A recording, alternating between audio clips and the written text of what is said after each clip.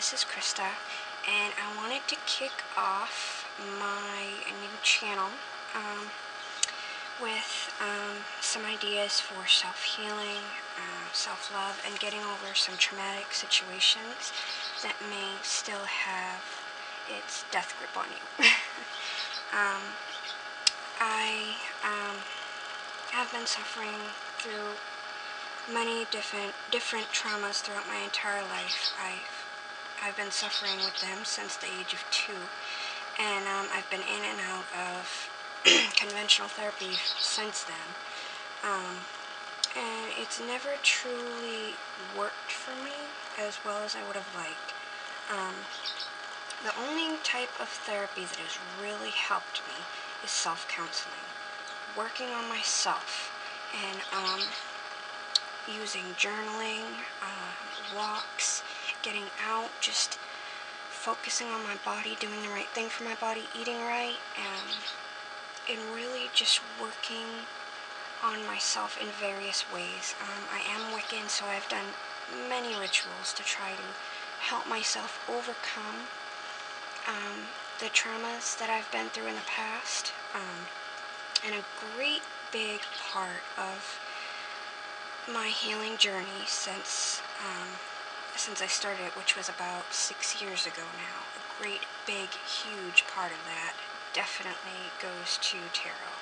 And if you're new to tarot, you haven't heard much about it, you're probably wondering how I can incorporate tarot as a healing tool. But tarot is actually used for many different things. Not just divination. It's used for self-healing, it's used for meditation, it's used for journaling, it's used for storytelling, for writers, and it's used for many different things. It can be used for ritual work, which I have actually 3 cards over on my main altar right now. So, it can be used for many different things, and it's so versatile, which I absolutely love. There are so many different ways to incorporate it into your life and your self-healing path, so to speak. I know for a very long time I was just surviving, just getting through the day, happy to be breathing. I didn't do much to help myself, help the loved ones around me. I had a lot of pain to work through, and excuse me, before I ended up finding out and truly investing myself deeply into paganism, I was very self-destructive.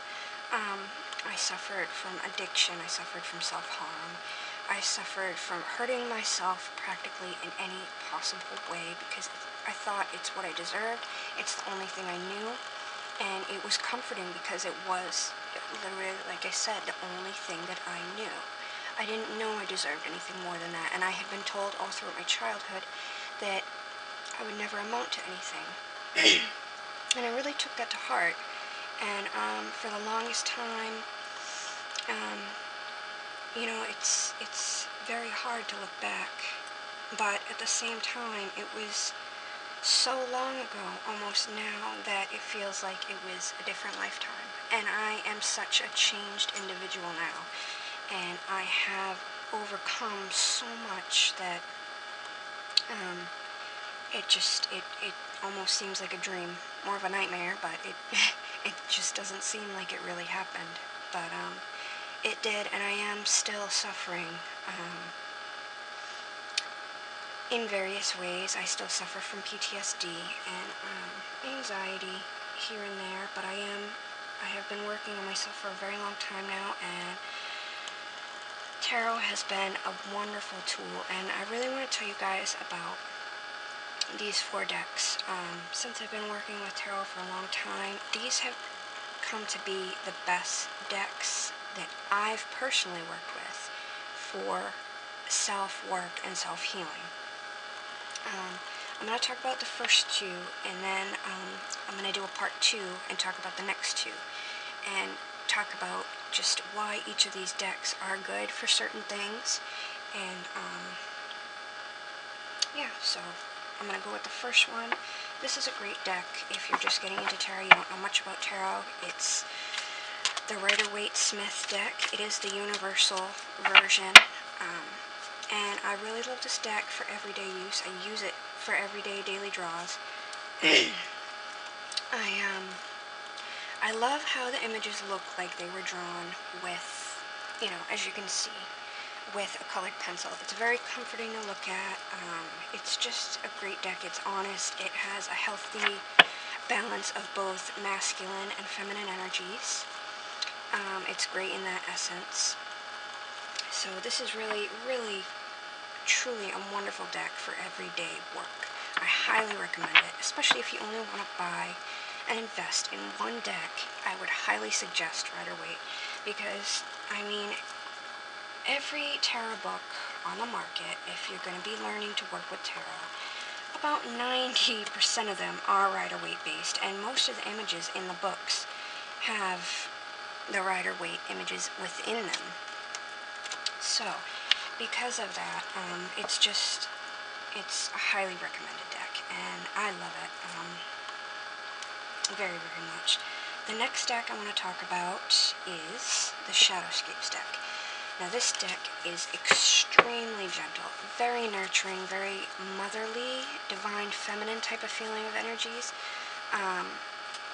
but it will get to the truth of the matter. You will be exposed to the truth. You won't, it'll be in a very light, gentle way, but you will get to what is bothering you, and you will get to what you need to know to work on the issue at hand. Now, I love every single image in this deck, and of course, I love the Death card the most, because this is truly what death is to me in tarot. This is how it speaks to me as a phoenix.